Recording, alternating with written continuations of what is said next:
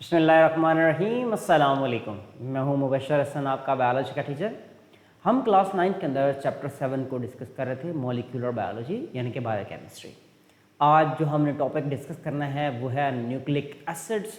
Nucleic acid के हवाले से ऑलरेडी हमारा लेक्चर अपलोडेड है और आज अगेन से हम इसको भी अपलोड कर देंगे। आप दोनों लेक्चर्स को देख सकते हैं, कंपेयर कर सकते हैं। और यहाँ पे अभी जो हमने डिस्कस करना है न्यूक्लिक एसिड के हवाले से, न्यूक्लिक एसिड। न्यूक्लिक एसिड के हवाले से अगर देखें क्या होते हैं न्यूक्लिक एसिड्स को, मैं थोड़ा सा इसकी हिस्ट्री बताना चाहता हूँ आपको, फिर हम चलते हैं इसकी तरफ।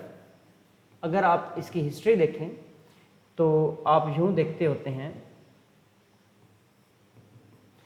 जब इसकी डिस्कवरी हुई, मल्टीपल बातें हैं, जब इसकी डिस्कवरी हुई, इसके नाम से देखें कि ये न्यूक्लियस से डिस्कवर हुआ और प्लस इसकी नेचर क्या थी, एसिडिक थी, इसीलिए इसको नाम क्या दे दिया गया, न्यूक्लिक एसिड। अब इसके लिए भी दो बातें हैं। जब ये डिस्कवर हुआ था तब इसको न्यूक्लिक एसिड का नाम नहीं दिया गया था, उस वक्त इसको नाम न्यूक्लिन का दिया था। इसका पुराना नाम जो है वो न्यूक्लिन है। मैं यहां पर मेंशन कर देता हूं, old name nuclein, old name इसका न्यूक्लिन था। बाद में इसकी डिस्कवरी हुई दूसरे साइंटिस्ट ने, तो उन्होंने नाम इसका न्यूक्लिक एसिड रखा। और याद रखिएगा, इनकी डिस्कवरी के लिए जो साइंटिस्ट थे उनका मैं नाम यहां पे मेंशन कर देता हूं। साइंटिस्ट का नेम है एफ मीसर, फ्रेडरिक मीसर। इन्होंने इसको 1869 के अंदर डिस्कवर किया, 1869 में डिस्कवर किया। ये एक शॉर्ट सी बात थी जो न्यूक्लिक एसिड के हवाले से हम कर रहे हैं, तो इसका देखिएगा। नेक्स्ट, अब हम चलते हैं न्यूक्लिक एसिड की डिटेल्स की तरफ। Nucleic acids,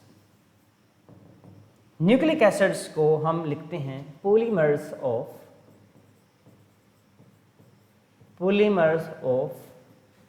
nucleotides. ये न्यूक्लिक एसिड्स पॉलीमर्स हैं, अगर मॉलिक्यूल्स के हवाले से देखें, किसके, न्यूक्लियोटाइड्स के। लेकिन हम ये कहते हैं इनके पास क्या होती है, ये स्टोर करते हैं इंफॉर्मेशन को। दूसरी बात हम क्या लिखेंगे, इनके पास हेरिडिटरी इंफॉर्मेशन होती है।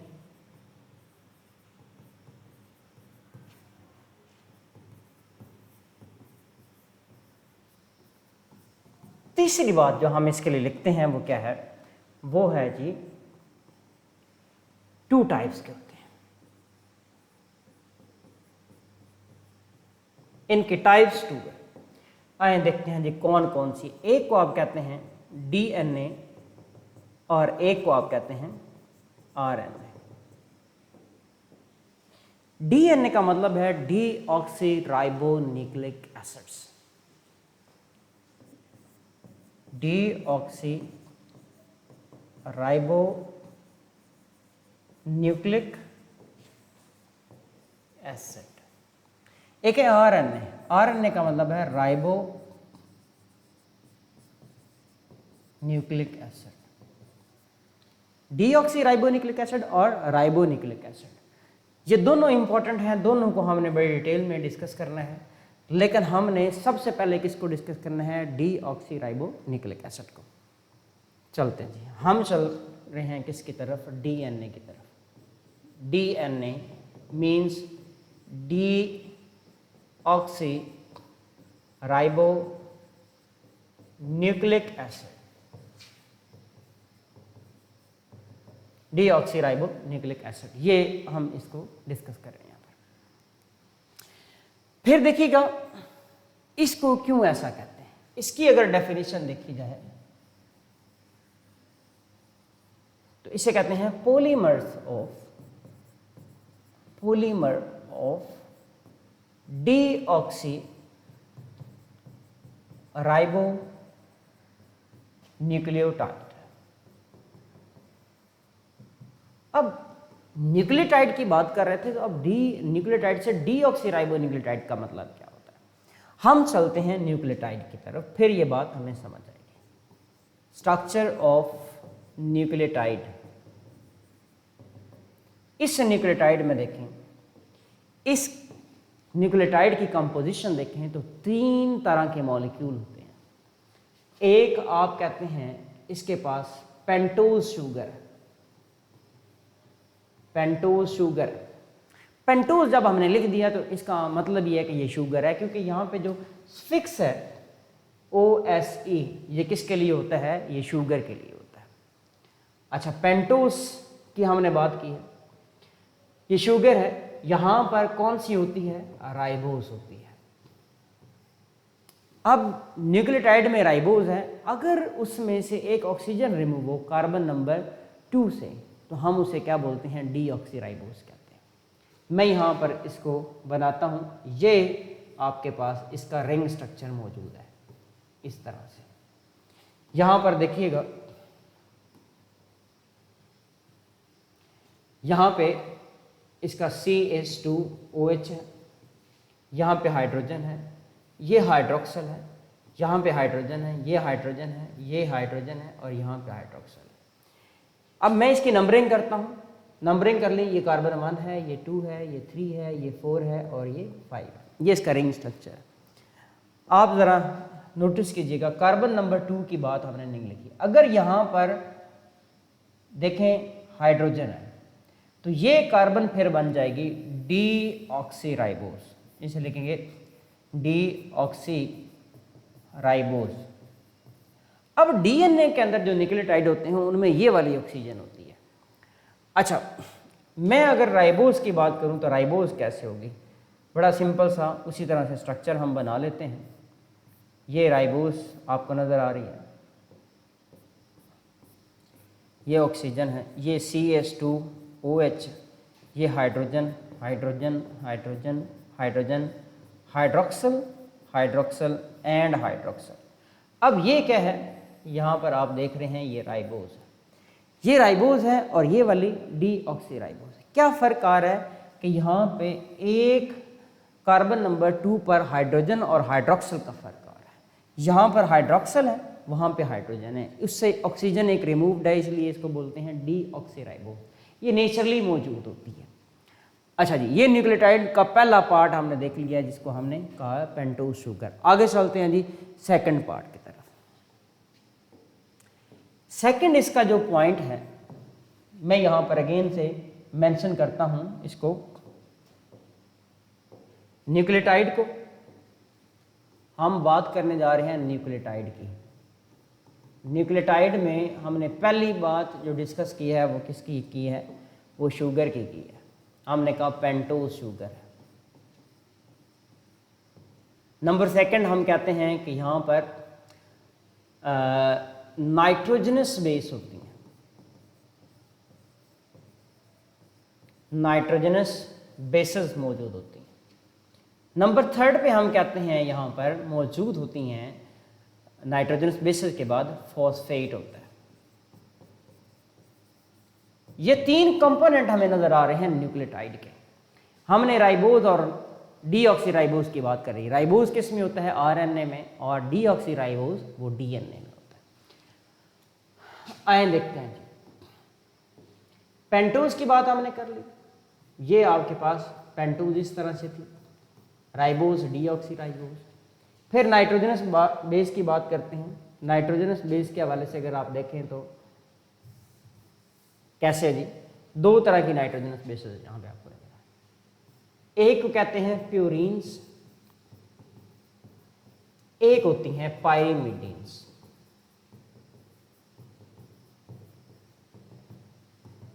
प्यूरीन्स में 2 होती हैं, एक को आप कह सकते हैं एडेनिन, एक होती है गुआनिन। एडेनिन और गुआनिन ये बड़ी होती हैं, लार्ज होती हैं, ये डबल रिंग होती हैं। इनके 2 रिंग होते हैं, डबल रिंग। प्यूरिन्स में देखें एक है यहाँ पे थाइमिन और यहाँ पर दूसरी है साइटोसिन। ये डीएनए के हवाले से मैं बात कर रहा हूँ। अगर यहाँ पर आरएनए हो तो उसमें यूरासिल भी होता है। अच्छा, ये दोनों जो हैं ये कौन सी हैं? ये सिंगल रिंग है, ये सिंगल रिंग होती हैं, ये छोटी होती है। तीसरा यहाँ पर क्या है जी? फॉस्फेट और फॉस्फोरिक एसिड आप कहते होते हैं। अब इन तीनों के हवाले से अगर बात करें तो इनका स्ट्रक्चर देखते हैं जी। मैं यहाँ पे एक जनरल स्ट्रक्चर बनाने की कोशिश करता हूँ। जे एक शुगर बना दी। इस शुगर में अगर आप देखें तो ये क्या है? ये राइबोज आ गई, ये राइबोज है। इस राइबोज की अगर बात करें तो ये राइबोज खाली कौन सी है? मैं अगर यहाँ पर बना देता हूँ, सपोज करें यहाँ पे हाइड्रोक्सल बना दिया है, ये हाइड्रोक्सल है और यहाँ पर भी हाइड्रोक्सल है, तो ये क्या है? राइबोज है। जो डीऑक्सी नहीं है, मैंने यहाँ पर हाइड्रोजन भी लगा दिए हैं, यहाँ पर भी हाइड्रोक्सल लगा दिया। मैं यहाँ पे नहीं लगाता ताकि मैं यहाँ पे क्या लगा लूँगा? बेस लगा लूँगा। कोई नाइट्रोजनस बेस लगा दिया यहाँ पे, मैंने बॉन्ड बना दिया नाइट्रोजनस बेस। ये सपोज करें थाइमीन लगा दिया। अब ये वाला जो मॉलिक्यूल है ये क्या मॉलिक्यूल है? अब ये शुगर नहीं रहा, यानी कि राइबोज प्लस ये क्या आ गया? Nitrogenous base. इसको हम कहते हैं ये है मॉलिक्यूल न्यूक्लियोसाइड, न्यूक्लियोसाइड। अब चूंकि मैंने यहाँ पर न्यूक्लियोसाइड में थाइमीन लगाई है, टी लगाई है, तो इसे कहते हैं थायमिडीन। यानी कि अगर यहाँ पर सपोज करें एडिनिन होता तो इसको हम कहते एडिनोसिन। अगर गुआनिन होता तो हम कहते हैं गुआनोसिन। इसी तरह यहाँ पर आप देखें साइटोसिन होता तो हम इसको कहते हैं साइटिडीन,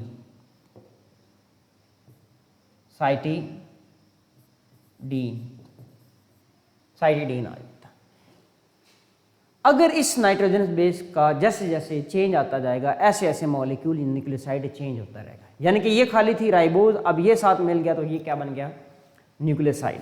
अब यहाँ पे सपोज करें मैं कहता हूँ यहाँ पर लग गया है एक फॉस्फेट, जे फॉस्फेट यहाँ पर लग गया, ये फॉस्फेट लग गया। अब ये मॉलिक्यूल जो है ये क्या मॉलिक्यूल है? ये मुकम्मल मॉलिक्यूल जो बन गया है ये न्यूक्लियोटाइड है, न्यूक्लियोटाइड। अब आपने देखा कि सिर्फ एक फॉस्फेट लगा। जब एक फॉस्फेट लगेगा तो हम इसे कहते हैं मोनोफॉस्फेट। यानी कि सपोज करें thymidine monophosphate, adenosine monophosphate, guanosine monophosphate, cytidine monophosphate. यानी कि सपोज करें आप कहते हैं यहाँ पे थाइमीन है, यहाँ पे एडिनिन लगी है, यहाँ पे गुआनिन है या फिर यहाँ पे साइटोसिन है, और आपने देखा एक फॉस्फेट लगा। एक फॉस्फेट लगेगा तो ये बन जाएगा TMP, ये बनेगा AMP, ये बनेगा GMP, ये बनेगा CMP। Thymidine monophosphate, adenosine monophosphate, guanosine monophosphate, cytidine monophosphate. ये डिपेंड कर रहे हैं आप किसकी बात कर रहे हैं, कौन सी बेस यहाँ पर लगाई है, डिपेंड कर रहा है उस पर। अच्छा, जब दूसरा फॉस्फेट लगेगा फिर ये मोनोफॉस्फेट नहीं रहेगा, फिर ये बन जाएगा डाइफॉस्फेट। तो डाइफॉस्फेट के हवाले से भी मैं यहाँ पर मेंशन कर देता हूँ, चूँकि आप लोगों ने यहाँ पर बात कर ली है। मैं कह रहा हूँ कि एडिनिन है, यहाँ पर गुआनिन है, यहाँ पर थाइमीन है, यहाँ पे साइटोसिन है। ये आपने क्या देखी है? नाइट्रोजनस बेसेस देखी है, नाइट्रोजनस बेस की बात कर ली है। अच्छा जी, अब नेक्स्ट आप देखें न्यूक्लियोसाइड। न्यूक्लियोसाइड ये एक टेबल बना देता हूं ताकि आपके लिए समझना आसान हो। जब आप देखें यहां पर एडिनिन लगा है तो न्यूक्लियोसाइड क्या बना है? आपने प्रीवियस स्लाइड के अंदर देखा है, बना है एडिनोसिन। गुआनिन वाला गुआनोसिन, सीन, थायमीन वाला थायमिडीन, साइटोसिन वाला साइटिडीन। फिर आपने कहा कि जब इसके साथ एक फॉस्फेट लग गया है तो ये मोनोन्यूक्लियोटाइड, मोनोफॉस्फेट लग गया है तो आप इसे क्या बोल रहे हैं, AMP, GMP, TMP, CMP।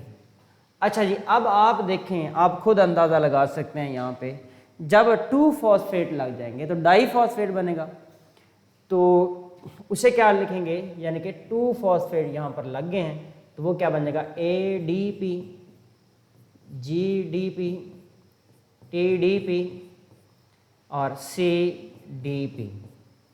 इसी तरह जब 3 फॉस्फेट लगेंगे तो फिर ये मॉलिक्यूल क्या होगा, आइए देखते हैं, ATP, GDP, TTP। यहाँ पर TTP बनेगा, इसे कहते हैं थाइमिडीन ट्राइफॉस्फेट, TDP डाइफॉस्फेट। जब 3 लगेंगे फॉस्फेट तो TTP बन जाएगा। फिर आ जाएगा CDP, CTP। तो ये एक पूरा टेबल मैंने आपको समराइज कराने की कोशिश की है, आपको ये समझ आ जाना चाहिए। अच्छा जी, नेक्स्ट हम चलते हैं वापस अपने न्यूक्लियोटाइड की तरफ।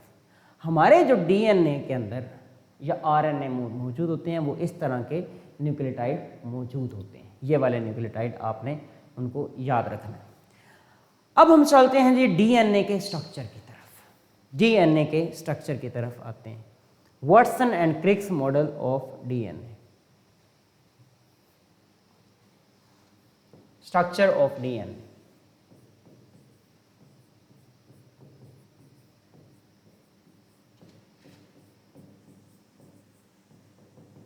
स्ट्रक्चर ऑफ DNA में देखें,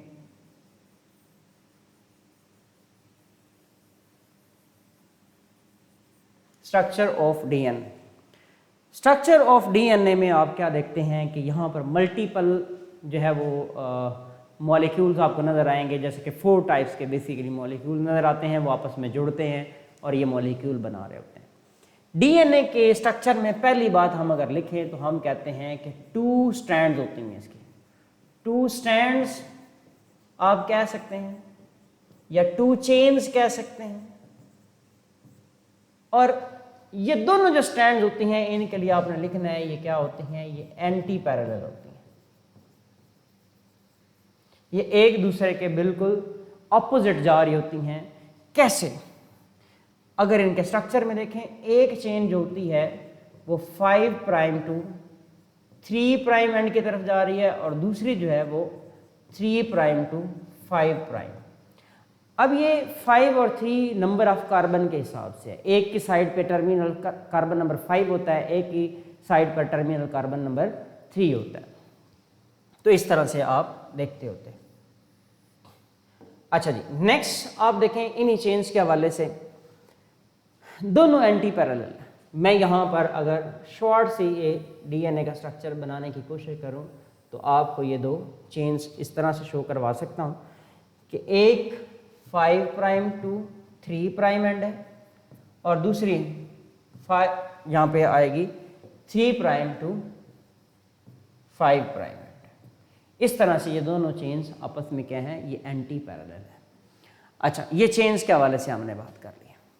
अच्छा, इससे थोड़ी सी डिस्क्रिप्शन हम ज़रा बुक से देख सकते हैं कि ये आपकी बुक में इसको कैसे मेंशन किया गया है। ये स्ट्रक्चर आपके बुक में मौजूद है। इसी स्ट्रक्चर के अंदर हमने थोड़ी सी डिस्कशन कर लेनी है। अच्छा जी, ये देखिएगा ज़रा, आपके पास इस तरह से ये स्ट्रक्चर मौजूद है। ये इस सारे स्ट्रक्चर को हमने देखना है। वाटसन एंड क्रिक एक साइंटिस्ट थे जिन्होंने ये मॉडल पेश किया था। DNA molecule is double standard, यानी कि डबल स्टैंडर्ड है, डबल इसे लैडर लाइक भी कहते हैं। CD जिस तरह होती है एक हेलिक्स, इस तरह से ये मौजूद होता है, ladder like, and both strands are coiled around each other like a helix. Both strands of DNA molecule are antiparallel. The backbone upright of molecule are compose of sugar and phosphate part of nucleotide while bases form the rungs. आए देखते हैं ये बात हम देखते हैं जी, कैसे ये बात हमने डिस्कस करनी है। यहां पर आप जरा गौर कीजिएगा, मैं एक स्ट्रक्चर बनाता हूं शुगर फॉस्फेट के हवाले से। मैंने यहां पर एक ये शुगर बनाई है, सेकंड शुगर यहां पर बना देता हूं, दो बना लेते हैं यहां पे मॉलिक्यूल।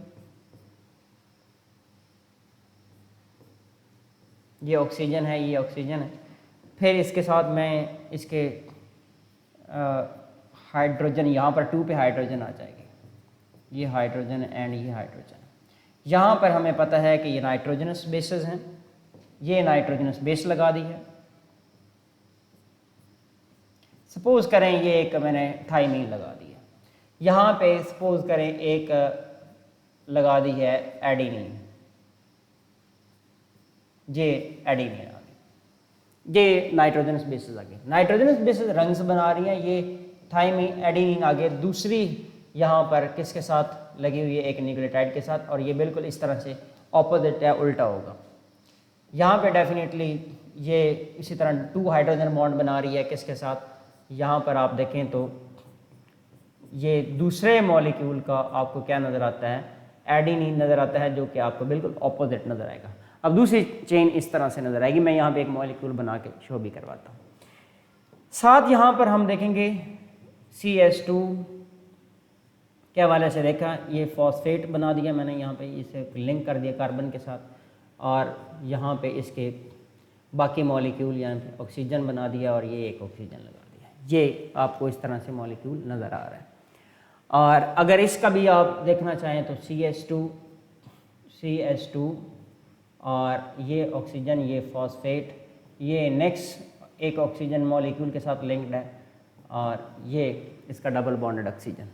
ये आपको अगर गौर करें यहाँ पर तो ये शुगर फॉस्फेट की क्या नज़र आ रही है, इसकी बैकबोन नज़र आ रही है।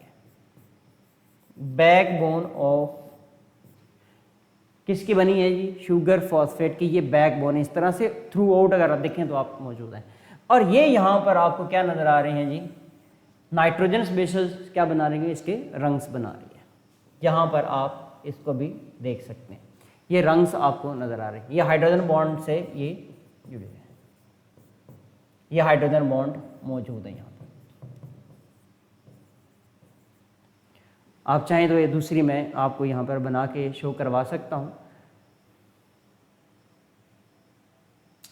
एक मॉलिक्यूल बना देता हूँ ताकि आपको वाज़ेह हो जाए। आए देखते हैं जी, ये किसके साथ जुड़ी है, आपने कहा कि ये शुगर के साथ जुड़ी है। ये शुगर आ गया, शुगर का मॉलिक्यूल। अच्छा, इसका भी आप देख सकते हैं कि ये शुगर का मॉलिक्यूल इस तरह से मौजूद है।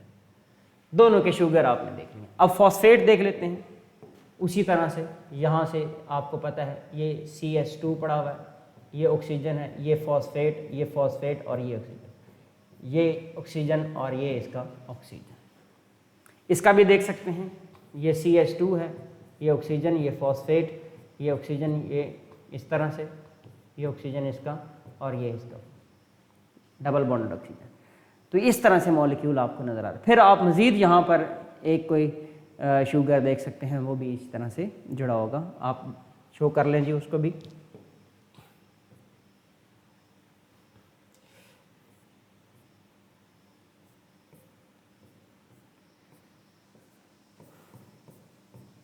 ये मुकम्मल बॉन्ड्स इसके आए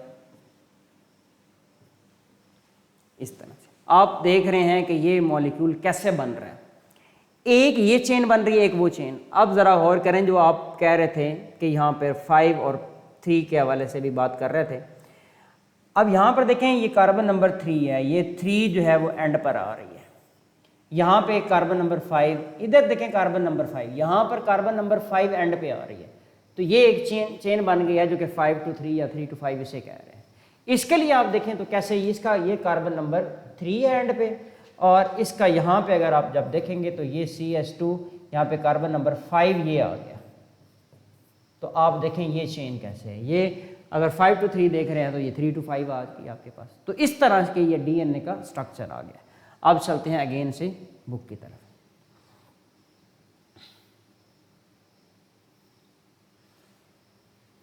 अच्छा जी, यहाँ पर देखें the backbone upright of the molecule are compose of sugar and phosphate part of the nucleotide while bases form the rungs. Amount of adenine and thymine is always equal. Adenine और thymine यहाँ पे बिल्कुल equal होती हैं। इनके हवाले से भी हम कुछ बातें कर लेते हैं यकीनन। एक ये हो गया, दूसरा base pairing between both stand is highly specific. Adenine of one stand always pair with thymine. इसी तरह साइटोसिन की बात करें तो वो गुआनिन के साथ कनेक्टेड है। उसके बाद वीक हाइड्रोजन बॉन्ड से ये कनेक्टेड है और फिर डिस्टेंस भी बताया हुआ है। तो ये बातें मैं यहाँ से आपको मेंशन कर देता हूँ। चलें जी, इसमें आइएगा अगर देखें नंबर 2 पर वो कहता है कि एडेनिन हमेशा किसके साथ जुड़ता है, थाइमिन के साथ, और गुआनिन हमेशा किसके साथ जुड़ता है, साइटोसिन के साथ। आप देखें मैंने यहाँ पर एडेनिन और थाइमिन के दरमियान में क्या बनाया है, नंबर 3 पर देखें तो यहाँ पे 2 हाइड्रोजन बॉन्ड नज़र आए हैं, और यहाँ पर देखें तो 3 हाइड्रोजन बॉन्ड आपको नज़र आ रहे हैं इनके दरमियान। गुआनिन और साइटोसिन के जो हाइड्रोजन बॉन्ड हैं वो 3 हैं, और एडेनिन और थाइमिन का हाइड्रोजन बॉन्ड जो है वो क्या है, 2 हाइड्रोजन बॉन्ड है। और हमेशा दोनों चेन्स आपस में कैसे जुड़ी हुई हैं, ये हाइड्रोजन बॉन्ड्स की वजह से जुड़ी हुई हैं। आगे देखें नेक्स्ट नंबर 4 पर, जितनी एडेनिन होती है हमेशा थाइमिन इतनी होती है, जितनी गुआनिन है हमेशा साइटोसिन इतनी होती है, यानी कि ये इक्वल होती हैं। तो आप यहाँ पर मेंशन कर देते हैं equal in ratio and amount. Amount देखें या रेशो देखें, उन दोनों में क्या होती हैं, ये इक्वल होती हैं, इनमें चेंज नहीं होता। सपोज करें यहाँ पे मैं लिखता हूँ, सपोज कर लेते हैं जी एक्सपोज वैल्यू, मैं कहता हूँ एडेनिन जो है वो कितनी है, 20% है। एडेनिन 20% है, इसका मतलब थाइमिन कितनी होगी, ये भी 20% होगी। इसका मतलब है गुआनिन, अब 20 ये 40%, तो 100 में से 40 ये निकल के पीछे रह गई 60, तो इसका मतलब गुआनिन कितनी होगी, 30% होगी, और साइटोसिन भी कितनी होगी, 30% ही होगी। तो ये आप इसमें देख रहे हैं 20% और 30% के हवाले से हमने ये भी बात डिस्कस कर ली। फिर एक और इम्पॉर्टेंट बात है, ये दोनों जो स्ट्रैंड्स हैं इनका जो आपस में डिस्टेंस है वो कितना है, 2 नैनोमीटर का डिस्टेंस है, 2 नैनोमीटर का इनका डिस्टेंस है। तो ये आपका डीएनए के स्ट्रक्चर के हवाले से हमने बात की। अब चलते हैं ज़रा बुक की तरफ।